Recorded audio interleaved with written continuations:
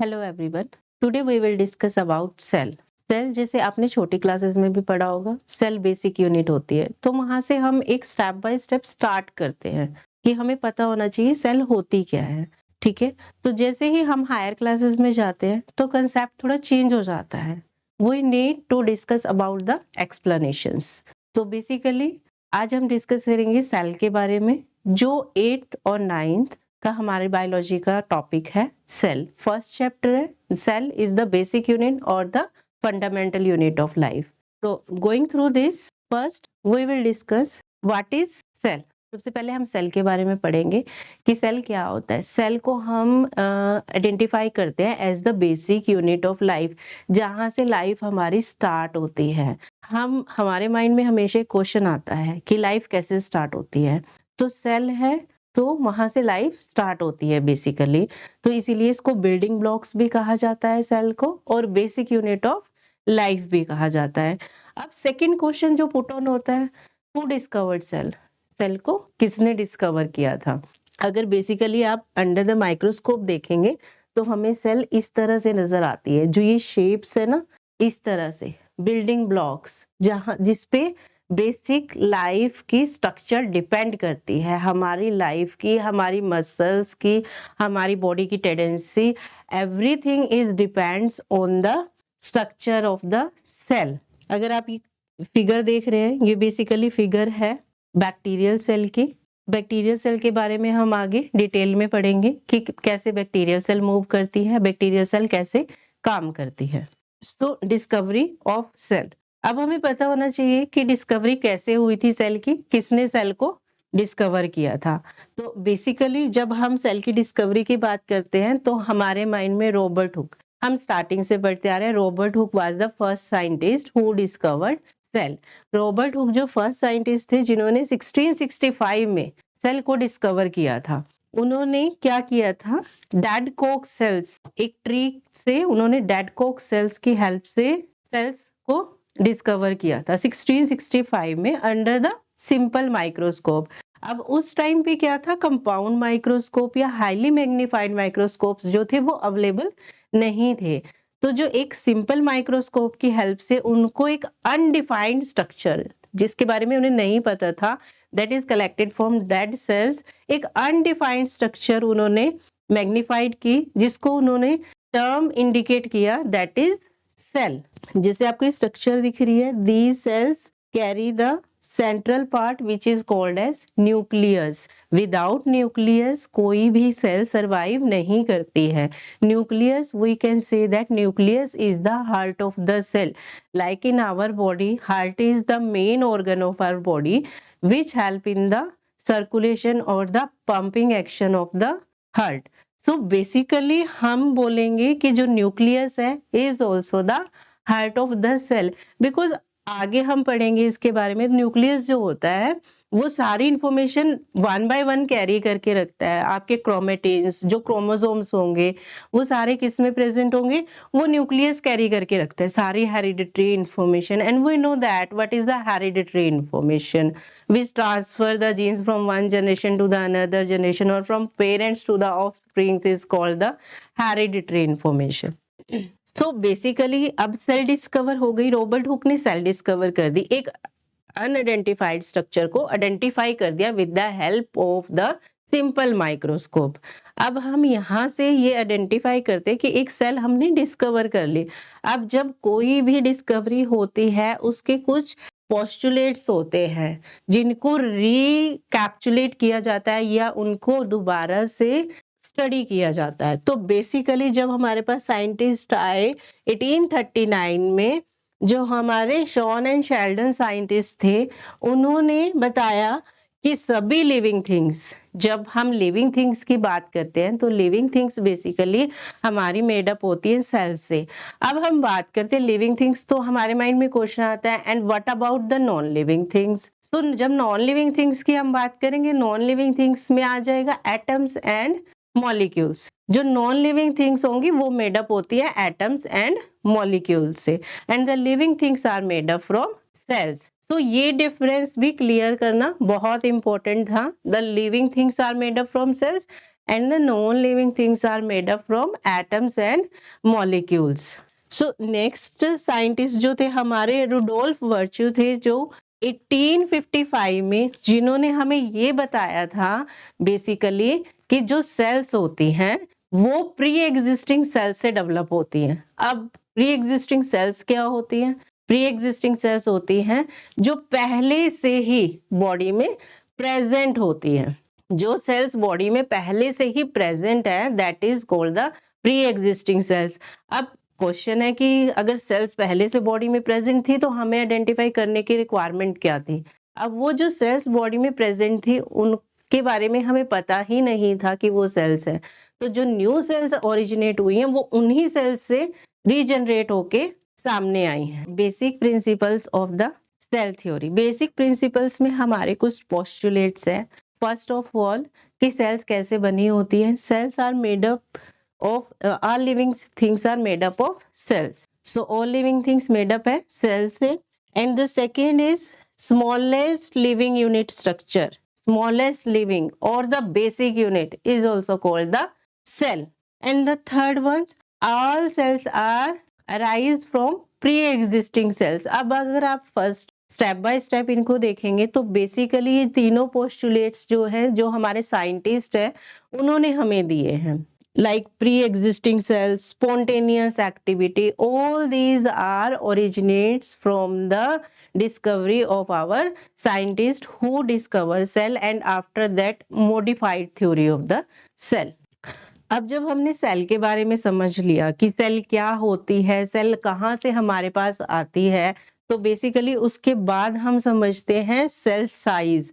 अब सेल के बारे में हमने समझ लिया कैसे ओरिजिनेट हुई, किसने डिस्कवर किया, और तो ये उसके साथ ये समझना भी जरूरी है कि सेल का साइज क्या होता है। बेसिकली जो सेल्स होती हैं वो माइक्रोस्कोपिक यूनिट्स होती हैं।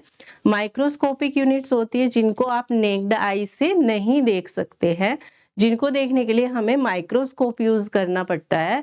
That is called the microscopic units of the cells. तो सेल साइज, ये जितनी भी सेल्स हमें शो हो रही है, बेसिकली अगर हम इसका ग्राफ देखते हैं, बेसिकली हमने ग्राफ देखा है जो स्टार्ट हो रहा है 1 mm से, ग्राफ स्टार्ट हो रहा है 1 mm से और ये साइज एक्सीड हो रहा है टिल 0.5 nm। तो बेसिकली जब हमने इस सेल की स्ट्रक्चर, बहुत सारी सेल्स को कलेक्ट किया, डिफरेंट सेल्स को कलेक्ट करने के बाद उनका साइज डिटरमाइन करने के बाद वो पोस्टुलेट्स दिए हैं। अगर हम सेल की स्ट्रक्चर देखें तो बेसिकली ये प्लांट सेल है हमारे पास। प्लांट सेल जो है वो पार्ट है यूकैरियोटिक सेल का। यूकैरियोट्स और प्रोकैरियोट्स अब क्या होते हैं ये हम आगे पढ़ेंगे। First of all we need to discuss about the size of the cell. ये प्लांट सेल है, तो प्लांट सेल जो है इसका साइज टाइपिकली आप देखोगे 10 to 100 माइक्रोमीटर है। जो साइज है प्लांट सेल का वो 10 to 100 माइक्रोमीटर है। अब प्लांट्स में अलग से मेंशन किया है size of chloroplast. Size of chloroplast क्यों मेंशन किया है अलग से? क्लोरोप्लास्ट जो होते हैं सिर्फ प्लांट सेल में प्रेजेंट होते हैं। These are the pigments which provide green colour to the plants. Mitochondria, the size of mitochondria is 1 to 5 micrometer। 1 to 5 micrometer है। What does it mean? Mitochondria is called the powerhouse of the cell which generates energy in the form of ATP। ATP stands for adenosine triphosphate। and यहाँ एक basic corner पे एक structure है that is hen's egg। The size of the hen's egg is 65 mm, the smallest size। and the neuron cell body, the size of neuron cell body is 70 micrometer। जो हमारे nerves होती हैं, जो nervous tissues होते हैं, basically connected होते हैं from one end to the another end, connected होती हैं नर्व्स। तो जो इनका साइज होता है वो 70 माइक्रोमीटर होता है, but the size is about the cell body only. कि जो न्यूरॉन्स होती है वो कंप्लीट स्ट्रक्चर होती है with the axon and dendrites. And when we study about the blood cells, अब सेल्स हैं हमारी बॉडी में हर जगह प्रेजेंट है, तो ब्लड में भी सेल्स प्रेजेंट है, दैट इज आरबीसीज एंड डब्ल्यूबीसीज। We know that RBCs are red blood cells and WBCs are white blood cells। RBCs red colour provide करती है ब्लड को, और WBCs are called immunity based cells. So जो human red blood sales है उनका size होता है 7 to 8 micrometre in diameter. Another one is Clydomonas. Clydomonas is the green algae and the size is 5 to 6 micrometer. And basically these are present in the water, and the size of the HIV AIDS virus is 100 nanometer, and size of polio virus is 30 nanometer, and size of the DNA molecule, the full form of DNA is deoxyribonucleic acid. DNA is our hereditary material which transfers information or the hereditary information from one generation to the another generation is called the DNA. DNA होता है basically genes में present होता है हमारा DNA. That is T for bacteriophage. This is also the size of this bacteriophage is 225 nanometer long. Tobacco mosaic virus, TMV. We can abbreviate it TMV. Tobacco mosaic virus. The size for tobacco mosaic virus is 300 nanometer long. And basically the last one, if we study about protozoans, we are studying all of these, about these one by one. So protozoans, the size for trypanosoma, that is 25 micrometer long. These all are the microscopic studies. Under the microscope or under the high magnification, we search all of these. Under the high magnification of microscope, we search all of these according to their size and collected all these under one page according to their sizes. Okay अब हमें clear हो गया cell क्या होती है, cell के बारे में हमने पढ़ लिया कि क्या होती है। उसके बाद हमने पढ़ा कि सेल का साइज कैसा होता है, ये सब हमने पढ़ लिया। उसको पढ़ने के बाद हम नेक्स्ट आते हैं, cells have large surface area, large surface area to volume ratio, area to volume ratio. Basically जब हम रेशियो आइडेंटिफाई करते हैं, अब आप बोलेंगे कि ये तो हमारी बायोलॉजी का पार्ट नहीं है। जब हम किसी चीज के बारे में स्टडी करते हैं तो फ्रॉम स्टार्टिंग टू एंड कितना सरफेस ले रहा है, कितना साइज है, कितना वॉल्यूम है, वो सब कुछ हमें एक पेपर पे प्लॉट ऑन करना पड़ता है। तो बेसिकली जब हम सारी इंफॉर्मेशन गैदर करते हैं तभी हम उस चीज के बारे में क्लियरली बता पाते हैं। तो जब एरिया टू वॉल्यूम रेशियो आता है तो एरिया टू वॉल्यूम रेशियो के अकॉर्डिंग इट शोज 3:1 रेशियो और 6:1 ratio. According to cuboidal system we study the volume to area ratio of the cell. So characteristics of all cell. अब हम आते हैं characteristics। अब सेल के बारे में भी पढ़ लिया, डिस्कवरी किसने की वो भी पढ़ लिया। अब हम आते हैं कैरेक्टरिस्टिक्स। कैरेक्टरिस्टिक्स क्या होती है, बेसिकली हमें पता होना चाहिए किस सेल के बारे में क्या कैरेक्टराइज होता है। तो कैरेक्टरिस्टिक्स में आता है सराउंडिंग मेम्ब्रेन होती है। अगर आपको ये फिगर क्लियरली नजर आ रही है तो फिगर में उसने बताया है कि हर सेल के सराउंड एक मेम्ब्रेन प्रेजेंट है, either it is single membrane और डबल मेम्ब्रेन। तो सिंगल मेम्ब्रेन भी हो सकती है और डबल मेम्ब्रेन भी हो सकती है। जो मेम्ब्रेन होती है एक तरह से कवरिंग होती है सेल के सराउंड, सेल को सराउंड करके रखती है, बेसिकली सपोर्ट प्रोवाइड करती है। प्रोटोप्लाज्म, जो प्रोटोप्लाज्म होता है वो एक थिक फ्लूइड होता है जो सेल मेम्ब्रेन जो होती है कैरी करके रखती है protoplasm as a thick fluid. Next is organelles. Organelles पे आते हैं हम, तो ऑर्गेनलीज पे जब आते हैं हम तो उसके डिफरेंट डिफरेंट पार्ट्स के बारे में स्टडी करते हैं। अब हमने सेल की डिस्कवरी कर ली, सेल के बारे में पढ़ा, तो सेल के डिफरेंट ऑर्गेनलीज जो इम्पोर्टेंट है सेल की फंक्शनिंग में। अब जब हम ऑर्गेनलीज की बात करते हैं तो हम अपनी बॉडी की बात करते हैं, तो हमारी बॉडी में इम्पोर्टेंट ऑर्गन्स हार्ट हो गया, किडनीज हो गया, लीवर हो गया, लंग्स हो गए, ये सब क्या है इम्पोर्टेंट ऑर्गन्स है। वैसे ही सेल को भी अपनी लाइफ चलाने के लिए डिफरेंट ऑर्गेनलीज रिक्वायर्ड होता है, that is called organelles. The all the important parts like mitochondria, chloroplast, ये सब क्या है, सेल की फंक्शनिंग में इम्पोर्टेंट पार्ट प्ले करते हैं। जब ये सेल की फंक्शनिंग में इम्पोर्टेंट पार्ट प्ले करते हैं, that's why these are called as the important organelles of the cell, which we study later. Next is control center with DNA. Control centre with DNA.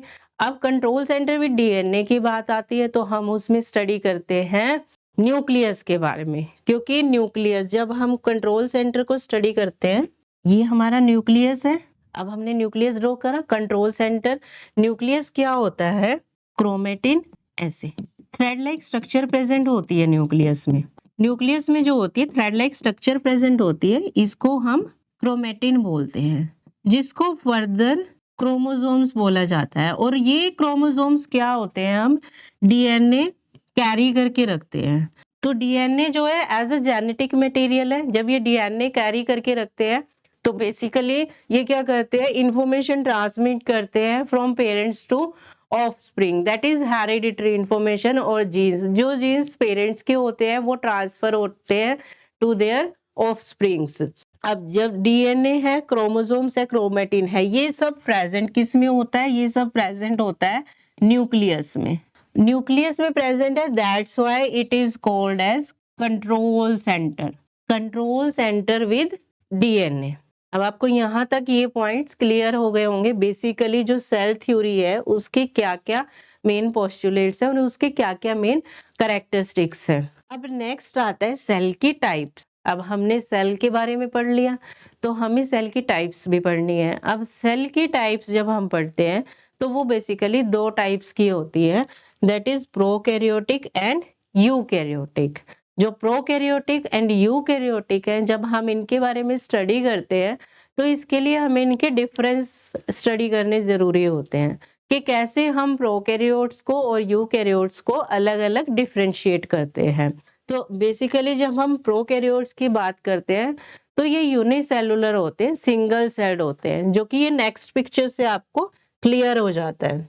ये जो है हमारे पास bacterial cell है, ये जो picture आपको क्लियरली नजर आ रहा है दैट इज बैक्टीरियल सेल। अब ये जो बैक्टीरियल सेल है इसको हमने बोला है first type of cell on earth. जो फर्स्ट सेल डिस्कवर हुई थी उसके बाद जो फाइंड आउट किया गया था, ये फर्स्ट सेल थी जिसको पॉन्ड वाटर से फाइंड आउट किया था, दस बैक्टीरियल सेल। अब ये बैक्टीरियल सेल है, बहुत सुंदर सा ऐसे स्ट्रक्चर बनाया है बैक्टीरियल सेल का। हम इसके स्टेप बाय स्टेप इसको डिफरेंशिएट करते हैं कि बैक्टीरियल सेल कैसे है, क्या क्या इसके इम्पोर्टेंट फंक्शन है और क्या क्या इसके पार्ट्स हैं। So basically flagellum the tail like structure is present in the bacterial cell is called flagellum. अब जो फ्लैजिलम है वो मूवमेंट में हेल्प करती है। अब सेल है, उसके हाथ पैर तो नहीं है, तो अब हाथ पैर नहीं है तो वो कैसे मूव करेगी, with the help of flagellum. Flagellum की हेल्प से सेल एक प्लेस से दूसरे प्लेस पे मूव करती है, मूवमेंट में हेल्प करता है फ्लैजिलम। डीएनए हमने पढ़ा है। अब सेल है तो उसमें डीएनए प्रेजेंट होगा। अब डीएनए की डिफरेंशिएशन होगी तभी तो अदर सेल्स बनेंगे, तभी तो अदर सेल्स प्रोड्यूस होंगे, तो डीएनए। Next is ribosomes. जब हम राइबोसोम्स की बात करते हैं तो there is a dotted structure is present is called ribosomes. ये राइबोसोम्स क्या करते हैं, प्रोटीन सिंथेसिस में हेल्प करते हैं। जो प्रोटीन सिंथेसिस होता है वो हमें पता है बेसिकली रिक्वायर्ड है और बहुत इंपॉर्टेंट है किसी भी सेल की फंक्शनिंग के लिए। उसके बाद आती है प्लाज्मा मेम्ब्रेन। प्लाज्मा मेम्ब्रेन क्या होती है, प्लाज्मा मेम्ब्रेन ये कवरिंग प्रेजेंट है जो आपको ब्लू कलर से डिनोट हो रही है। बेसिकली जो प्लाज्मा मेम्ब्रेन है वो कवर करके रखती है, सेल वॉल है, प्लाज्मा मेम्ब्रेन के साथ सेल वॉल प्रेजेंट है, covering also, and a capsule like structure is also present into the bacterial cell. अब बैक्टीरियल सेल में जहाँ पे फ्लैजिलम अटैच है उसके साथ फ्लैजिलम को और सेल को आपस में कनेक्ट करती है, वो है बेसल बॉडी। तो हम बैक्टीरियल सेल के बारे में पढ़ने के बाद, उसके स्ट्रक्चर को पढ़ने के बाद उसके कुछ पॉइंट्स कंसीडर करते हैं प्रोकैरियोटिक सेल्स के। अब प्रोकैरियोटिक सेल में न्यूक्लियस है पर कोई मेम्ब्रेन बाउंड नहीं है, मेम्ब्रेन बाउंड इसमें ऐसे नहीं है कि किसी मेम्ब्रेन के अंदर उसको एनक्लोज किया गया है, उस टाइप से नहीं है, मेम्ब्रेन बाउंड नहीं है। Next is nucleoid, only nucleoid present है। बेसिकली ये पॉइंट इंडिकेट करता है कि जैसे हमने पहले स्लाइड में बताया था कि इस तरह से आउटर कवरिंग के अंदर मटेरियल प्रेजेंट है, तो वो न्यूक्लियोइड है, ये अब न्यूक्लियोइड है। अब जो बैक्टीरियल सेल है उसमें एज इट इज इस टाइप से वो किसी मेम्ब्रेन में जो है एनक्लोज नहीं है। अगर आप देखोगे हमें फ्री फॉर्म में डीएनए नजर आ रहा है, जब ये डीएनए हमें फ्री फॉर्म में प्रेजेंट है, अब ये डीएनए कहाँ प्रेजेंट होना चाहिए था? इनसाइड द न्यूक्लियस, न्यूक्लियोइड में प्रेजेंट होना चाहिए था, एक मेम्ब्रेन के अंदर प्रेजेंट होना चाहिए था।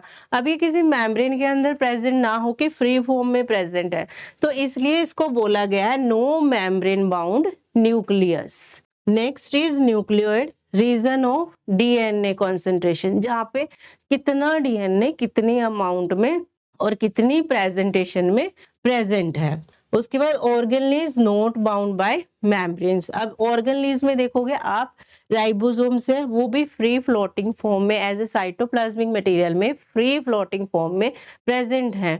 वो भी क्या हो रहा है? ऐसी किसी मेम्ब्रेन में एनक्लोज नहीं है। जब वो किसी मेम्ब्रेन में एनक्लोज नहीं है तो हम उसको बोलते हैं नॉट बाउंड मेम्ब्रेन और not enclosed into the membrane. अब नेक्स्ट हमारे पास आता है, जब हम स्टडी करते हैं प्रोकैरियोट्स के बारे में हमने पढ़ लिया, जो सिंगल सेल्ड होती है वो प्रोकैरियोट्स होती है और उनका साइज जो होता है प्रोकैरियोटिक सेल का वो बेसिकली लेस होता है। जब हम यूकैरियोट्स की बात करते हैं, यूकैरियोट्स आता है हमारे पास न्यूक्लियस बाउंड मेम्ब्रेन। अब इसमें क्या होता है? न्यूक्लियस बाउंड, जो हमने लास्ट स्लाइड में स्ट्रक्चर ड्रॉ कर रही है उसमें न्यूक्लियस प्रेजेंट है और उसके अंदर क्रोमेटिन मटेरियल प्रेजेंट है, उसको मेम्ब्रेन बाउंड बोलते हैं। और अगर फ्री फॉर्म में प्रेजेंट है उसको नॉट एनक्लोज्ड और नो मेम्ब्रेन बाउंड बोलते हैं। तो यहाँ से ये डिफरेंस क्लियर हो जाता है नो मेम्ब्रेन बाउंड और मेम्ब्रेन बाउंड के बीच में। तो बेसिकली न्यूक्लियस बाउंड मेम्ब्रेन्स होती हैं यूकैरियोट्स की, और यूकैरियोट्स जो होते हैं वो मल्टी सेलुलर होते हैं। इसमें हम इंक्लूड करते हैं फंजाई भी आ जाएगा हमारे पास, प्रोटिस्ट भी आ जाएगा, प्लांट और एनिमल सेल। प्लांट और एनिमल सेल भी आप 8th क्लास में भी पढ़ते आ रहे हैं, 7th में भी आपने पढ़ा होगा कि प्लांट सेल क्या होती है और एनिमल सेल क्या होती है। Possess many organelles, many organelles, plastids भी होंगे, क्रोमोप्लास्ट, ल्यूकोप्लास्ट, क्लोरोप्लास्ट होंगे, माइटोकॉन्ड्रिया होगी। अब ये सेल की ऑर्गेनलीज है। जब हम यूकैरियोट्स को पढ़ते हैं तो उसकी जो दो मेन सब टाइप्स हैं हमारे पास, दो मेन सब टाइप्स हैं हमारे पास, these are animal cell and plant cell. ये दो मेन टाइप्स जो हैं वो हम स्टडी करते हैं जब हम यूकैरियोट्स के बारे में पढ़ते हैं। तो ये स्ट्रक्चर है बैक्टीरियल सेल का और ये स्ट्रक्चर है यूकैरियोटिक सेल का। यूकैरियोटिक सेल में आप कंसीडर करेंगे एनिमल सेल को। ये प्रोकैरियोट्स हो गया और ये यूकैरियोट्स हो गया। दोनों की स्ट्रक्चर्स को एक साथ रख के हम डिफरेंस इजीली कैलकुलेट कर सकते हैं। अब ये प्रोकैरियोटिक सेल है। अब प्रोकैरियोटिक सेल के बारे में हमने पढ़ लिया, the size of prokaryotic cells is 0.1 to 10 micrometer and the size of eukaryotic cells is 10 to 100 micrometer। अब जो सिमिलैरिटीज होंगी वो बेसिकली आप यहाँ से देख सकते हैं। जो सिमिलैरिटीज है, plasma membrane is present in both cells, prokaryotic cell and eukaryotic cell, and the cytoplasmic material is also present in both the cells. DNA, nucleoid, these are similar, but the nucleus, the outer covering of the nucleus is present only into the eukaryotic cell. It is not present into the prokaryotic cells. Ribosomes, अब ribosomes present है, ribosomes दोनों में present है। अब protein synthesis दोनों में required होगा, किसी भी सेल की फंक्शनिंग के लिए प्रोटीन सिंथेसाइज करना इज वेरी इंपॉर्टेंट थिंग। अब हम स्टडी करते हैं the universe inside our cell. हमारी सेल्स के अंदर कैसे यूनिवर्स होता है, पूरा यूनिवर्स कैसे होता है। अब यूनिवर्स को बना कौन रहा है? प्लांट्स, एनिमल्स, ह्यूमन बींग्स, हम सब डेवलप कर रहे हैं यूनिवर्स को। अब यूनिवर्स को हम सब बना रहे हैं, तो हमारी बेसिक यूनिट, हमारी लाइफ स्टार्ट कहाँ से होती है? सेल से स्टार्ट होती है। तो अगर जब हम अपने बारे में स्टडी करते हैं तो हम थोड़ा सा जूम करके देखते हैं। जब हम जूम करके देखते हैं तो हम ज़ूम इन कैसे करते हैं अपनी बॉडी को डिफरेंट सेल में। डिफरेंट सेल्स कौन सी होगी, जैसे हमारे हार्ट में होगी, हमारे हार्ट में भी कार्डियक मसल्स प्रेजेंट होती हैं, हमारे हार्ट में भी सेल्स हैं, ब्रेन सेल्स है, न्यूरॉन की फॉर्म में सेल्स प्रेजेंट है, एंड इन बोन्स, बोन्स में भी सेल्स प्रेजेंट है। तो each and every part of your body, each and every organ of your body carry cells. तो ये जो ट्रिलियंस ऑफ सेल्स प्रेजेंट है और trillions of building blocks of cells हमारी बॉडी में प्रेजेंट है, ये कम्युनिकेट करते हैं एक दूसरे से। कम्युनिकेट आप कैसे बोलेंगे, कम्युनिकेट में हम ऐसे एग्जांपल दे सकते हैं, ऐसे कनेक्टेड रहते हैं एक दूसरे से। बेसिकली ये सभी सेल्स ऐसे बिल्डिंग ब्लॉक्स की तरह आपस में कनेक्टेड रहेंगे। जो हमने फिगर ड्रॉ किया है उसके अकॉर्डिंग ये सभी सेल्स आपस में कनेक्टेड रहेंगे, इसको ही बोलते हैं बिल्डिंग ब्लॉक्स। तो ये हमें नजर आता है जैसे एक ब्रिक्स होता है ना, ब्रिक्स की फॉर्म में ऐसे हमें सेल्स नजर आती हैं। जब हम स्टडी करते हैं तो हमें ब्रिक्स की फॉर्म में ऐसे सेल्स नजर आती हैं। जैसे आपने देखो एक घर बनाया, ये एक बेसिकली हमारे पास नॉर्मल घर का स्ट्रक्चर है। जब हम एक घर बनाते हैं, घर बनाने की बात करते हैं, तो ये देखो ऐसे ब्रिक्स प्रेजेंट है, ये ब्रिक्स दिख रही है जो घर बनाने के लिए रिक्वायर्ड है। वैसे ही हमारी बॉडी को बनाने के लिए सेल्स रिक्वायर्ड है। ये सेल्स भी ऐसे लेयर्स के फॉर्म में अरेंज होती है हमारी बॉडी में, ईच एंड एवरी पार्ट में। जब ये सेल्स ऐसे अरेंज होती हैं तो ये सेल्स बिल्डिंग ब्लॉक्स बन जाती है और ये पूरा ऑर्गेनिज्म फॉर्म करती है। ऑर्गेनिज्म फॉर्म करने का हमें पता है कैसे होता है कि सेल्स होती है, सेल्स कंबाइन करके बनाती हैं टिश्यू, और टिश्यूज कंबाइन करके बनाते हैं ऑर्गन, एंड ऑर्गन कंबाइन करके बनाते हैं ऑर्गन सिस्टम। जब पूरा ऑर्गन सिस्टम बन जाता है तो ऑर्गेनिज्म फॉर्म होता है। इस तरह से सेल्स ने टिश्यू, बहुत सारी सेल्स जब आपस में मिल जाएंगी तो वो टिश्यूज बना देंगे, और बहुत सारे टिश्यूज जब मिल जाएंगे तो वो एक ऑर्गन बना देंगे, और जब ऑर्गन्स मिल जाएंगे तो पूरा ऑर्गन सिस्टम बन जाएगा, और इस ऑर्गन सिस्टम से फिर एक पूरा ऑर्गेनिज्म बन जाता है। ठीक है, जैसे ही ऐसे ही हम एग्जांपल ले सकते हैं कि कोई भी ऑर्गेनाइजेशन है, किसी भी ऑर्गेनाइजेशन, कोई स्कूल है, स्कूल किससे मिलके बना होता है, स्कूल में बच्चे हैं, टीचर्स हैं, प्रिंसिपल है, एंड द मैनेजमेंट है जो स्कूल को चला रही है। तो बेसिकली जो सेल्स हैं वो कौन है स्कूल में, बच्चे हैं। जो बेस हैं जिससे स्कूल चल रहा है दैट इज जो स्टूडेंट्स हैं, तो वो सेल हो गए। तो वो सारे बच्चे जब इकट्ठे हो जाते हैं, बहुत सारे स्टूडेंट्स हैं, तो उसको हम टिश्यू बोल देते हैं। तो जब ये टिश्यू फॉर्म हो गया तो इन्होंने क्या किया, जब पूरा सिस्टम बन जाएगा तो ये एक ऑर्गन बना देंगे। ऑर्गन से फिर उसमें टीचर्स, एडमिनिस्ट्रेटिव, वो सब इन्वॉल्व होके उसको पूरा ऑर्गन सिस्टम बन जाएगा। जब सब उसमें कैटेगरीज इन्वॉल्व हो जाती है, जब सब कैटेगरीज इन्वॉल्व हो जाएंगी तो उसके बाद हमारा पूरा organism that is called the school also, तो तब पूरा ऑर्गेनिज्म फॉर्म हो जाएगा। So this is the animal cell, the beautiful structure, very beautiful structure, looks very nice, colorful, called the animal cell. अब हम एनिमल सेल की structure को study करते हैं। जब हम एनिमल सेल की स्ट्रक्चर को स्टडी करते हैं तो हमें बेसिकली वन बाय वन हर चीज हम स्पेसिफाई करते हैं और उसको स्टडी करते हैं। तो जैसे हमारे पास है, सबसे पहले है न्यूक्लियर एनवेलप। न्यूक्लियर एनवेलप जो प्रेजेंट है outside the nucleus, outside the nucleus present है, न्यूक्लियस को कवर करके रखती है, वो न्यूक्लियर एनवेलप होती है। The nucleus which carry all the information of the cell is called the nucleus. The plasma membrane, the all organelles and the cell enclosed inside the membrane that is called the plasma membrane. This folded structure, ये folded structure आपको नजर आ रही है, जो folded structure आपको नजर आ रही है ब्लू कलर की, इस पे एक डॉटेड स्ट्रक्चर भी प्रेजेंट है। ये जो डॉटेड स्ट्रक्चर है, रेड कलर की डॉटेड स्ट्रक्चर आपको नजर आ रही है, तो जो रेड कलर की डॉटेड स्ट्रक्चर है इसको राइबोसोम्स बोलते हैं। जब ये राइबोसोम्स एंडोप्लाज्मिक रेटिकुलम के साथ कंबाइन करते हैं तो इसको हम रफ एंडोप्लाज्मिक रेटिकुलम बोलते हैं। जब हम इसको रफ एंडोप्लाज्मिक रेटिकुलम बोलते हैं, अब रफ बोला है तो स्मूथ भी होगी। एंडोप्लाज्मिक रेटिकुलम 2 टाइप्स की होती है, rough endoplasmic reticulum and smooth endoplasmic reticulum. जो रफ एंडोप्लाज्मिक रेटिकुलम होती है वो अपने सरफेस पे राइबोसोम्स कैरी करके रखती है, और जो स्मूथ एंडोप्लाज्मिक रेटिकुलम होती है it doesn't carry any ribosomes on surface, that's why it is called as smooth endoplasmic reticulum. And these channels, these green color folded structure are called as Golgi apparatus. ये ऐसे channels की form में बन जाते हैं गोल्जाई apparatus. जब ये गोल्जाई apparatus channels की फॉर्म में बन जाएंगे तो एक फोल्डेड स्ट्रक्चर फॉर्म कर देते हैं जो ट्रांसपोर्ट में हेल्प करती है, is called Golgi apparatus. Next is secretion.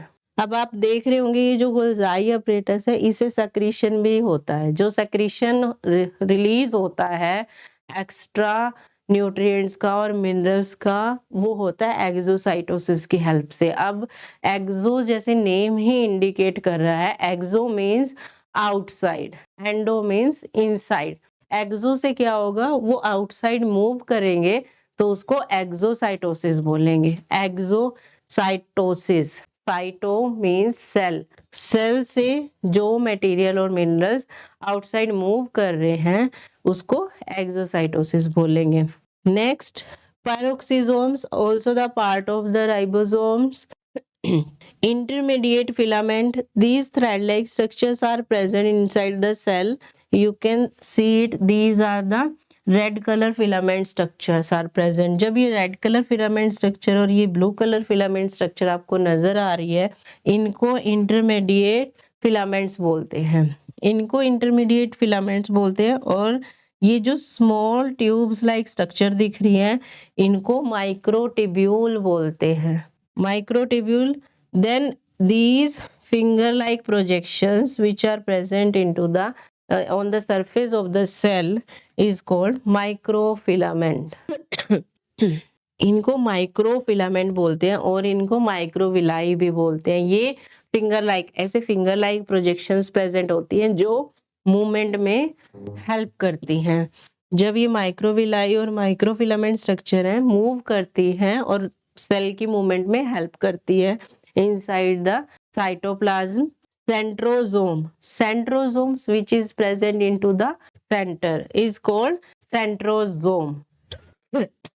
Centrosome, centriole, ये जो बंडल में आपको स्ट्रक्चर नजर आ रही है, बंडल में थोड़ा येलोइश कलर में स्ट्रक्चर नजर आ रही है, इसको हम सेंट्रियोल बोलते हैं। सेंट्रियोल जो इंडिकेट करती है यहाँ से सेल का सेंटर है। Next is mitochondria. ये इस तरह से फोल्डेड स्ट्रक्चर जो हमें नजर आ रही है that is called mitochondria. Mitochondria क्या होती है, इस तरह से फोल्डेड स्ट्रक्चर प्रेजेंट है। ये फोल्डेड स्ट्रक्चर जो होती है इसको क्रिस्टी बोलते हैं। जब देखोगे ना इनसाइड इस तरह से फिंगर लाइक प्रोजेक्शन में फोल्डेड स्ट्रक्चर प्रेजेंट है, इसको क्या बोलते हैं, क्रिस्टी बोलते हैं। ये क्रिस्टी जो होती है एटीपी सिंथेसिस में हेल्प करती है। इन क्रिस्टी से एटीपी फॉर्म होते हैं, मतलब एनर्जी फॉर्म होती है in the form of adenosine triphosphate, जो कन्वर्ट करती है उसे एडीपी प्लस पीआई। अगर आप देखेंगे हम एटीपी कन्वर्ट होता है एडीपी, अब हम देखेंगे एटीपी जो होता है वो कन्वर्ट होगा ADP, ATP adenosine triphosphate convert हो जाता है ADP plus pi. The one removal of phosphate group is called ADP and this is called inorganic phosphate. One phosphate group is removed. And the lysosomes, these circular structures which is present into the cell is called lysosomes. अब जो lysosomes होते हैं हमारी cell के उनको हम suicidal bags भी बोलते हैं, जो सेल को बर्स्ट कर देते हैं, अपनी ही सेल को खुद ही खा जाते हैं बेसिकली, इसलिए उनको सुसाइडल बैग्स बोला जाता है। ये बहुत इंपॉर्टेंट क्वेश्चन है, ये बेसिकली एग्जाम्स में पूछा जाता है। Why the lysosomes are called है suicidal bags of the cell. बहुत इंपॉर्टेंट क्वेश्चन है, मार्क कर लीजिए इसको। एग्जाम पॉइंट ऑफ व्यू से भी, as competitive point of view से भी, हर पॉइंट ऑफ व्यू से इंपॉर्टेंट क्वेश्चन है। स्मूथ एंडोप्लाज्मिक रेटिकुलम, ये देखो आपको ऐसे प्रोजेक्शंस नजर आती हैं, ये स्मूथ एंडोप्लाज्मिक रेटिकुलम है। अब इनके सरफेस पे कोई राइबोसोम्स प्रेजेंट नहीं है, इसलिए ये स्मूथ फॉर्म में प्रेजेंट है। इसको स्मूथ एंडोप्लाज्मिक रेटिकुलम, अगर राइबोसोम्स प्रेजेंट होते तो हम इसको रफ एंडोप्लाज्मिक रेटिकुलम बोलते हैं। Nucleolus which is present inside the nucleus and carry all information is called nucleolus. Chromatin, the thread-like structure of chromosomes is called chromatin. So आपको यहाँ से बहुत अच्छे से जो है ये क्लियर हो गया होगा कि एनिमल सेल क्या होती है, किस तरह से फंक्शनिंग करती है। जब हम एनिमल सेल के बारे में पढ़ लेते हैं तो प्लांट सेल भी बहुत ज़रूरी है। आइए अब प्लांट सेल के बारे में बात करते हैं कि प्लांट सेल क्या होती है। प्लांट सेल देखो कितना सुंदर beautiful structure with very beautiful covering इन्होंने कवर किया है जो है ये प्लांट सेल का, और कितने ब्यूटीफुली ऐसे आइडेंटिफाई भी किया है। Each and every part separately जो है आइडेंटिफाई हुआ है। अब जब न्यूक्लियस की बात करते हैं, न्यूक्लियस हमें पता है न्यूक्लियस प्रेजेंट है सेंटर ऑफ द सेल में। Then nucleolus which is present inside the nucleus. Nuclear envelope, the outermost covering which enclose the nucleus is called nuclear envelope. Nuclear envelope के ऊपर या न्यूक्लियस के ऊपर स्मॉल पोर्स प्रेजेंट होते हैं जिसको nuclear pore बोलते हैं। उसके बाद आता है ये फोल्डेड स्ट्रक्चर जो न्यूक्लियस के पास प्रेजेंट होती है, नियर द न्यूक्लियस प्रेजेंट होती है, is called rough endoplasmic reticulum. जब rough endoplasmic reticulum पढ़ लेते हैं then smooth endoplasmic reticulum which doesn't carry any ribosomes. Mitochondria, the powerhouse of the cell which produces energy into the cell in the form of ATP. Then plasma membrane, the covering is called the plasma membrane. Cell wall जो होती है plant cell में, cell wall outer layer भी present होती है और inner layer भी present होती है। अब जो प्लांट्स की सेल वॉल होती है वो मेडअप होती है सेलुलोज से, सेलुलोज से बनी होती है प्लांट्स की cell wall. Plasmodesmata, there is small pores is present on the surface of the cell is called plasmodesmata. And next is central vacuole, there is a big vacuole. अगर हम animal cell को compare करें, animal cell में बहुत small small vacuoles present होते हैं, but in plants there is a big vacuole is present inside the plants is called vacuoles which are act as the storage compartments of the cell जो store करके रखते हैं। Tonoplast, tonoplast is also the membrane which is present outside the vacuole is called tonoplast. Peroxisome, these are present the type of ribosome. Chloroplast, important part of the cell, plant cell is chloroplast. Chloroplast जो होता है एक green colour pigment होता है जो plants को green colour provide करता है, इसको क्लोरोप्लास्ट बोलते हैं। अब जो क्लोरोप्लास्ट है वो क्या करता है, ग्रीन कलर देता है प्लांट्स को इन द फॉर्म ऑफ, अब हम देखेंगे क्लोरोप्लास्ट क्या करता है क्लोरोफिल की फॉर्म में, क्लोरोफिल की फॉर्म में। ये जो क्लोरोफिल होता है ये फिर यूज होता है फोटोसिंथेसिस में। अब प्लांट्स की जब बात करते हैं तो फोटोसिंथेसिस बहुत ही इंपॉर्टेंट पार्ट है। फोटोसिंथेसिस में क्या होता है, carbon dioxide combines with water, it form glucose and oxygen. अब अगर फोटोसिंथेसिस होना है, फोटोसिंथेसिस किसकी प्रेजेंस में होता है, सनलाइट की प्रेजेंस में। ये हम बहुत स्टार्टिंग से पढ़ते आ रहे हैं कि सनलाइट की प्रेजेंस में प्लांट्स अपना फूड प्रिपेयर करते हैं। अब वो फूड प्रिपेयर करते हैं with the help of chlorophyll. अगर क्लोरोफिल नहीं होगा तो प्लांट्स अपना फूड नहीं प्रिपेयर कर पाएंगे। तो बेसिकली क्लोरोप्लास्ट का हमारा मेन फंक्शन जो है वो यहाँ से कवर अप हो जाता है।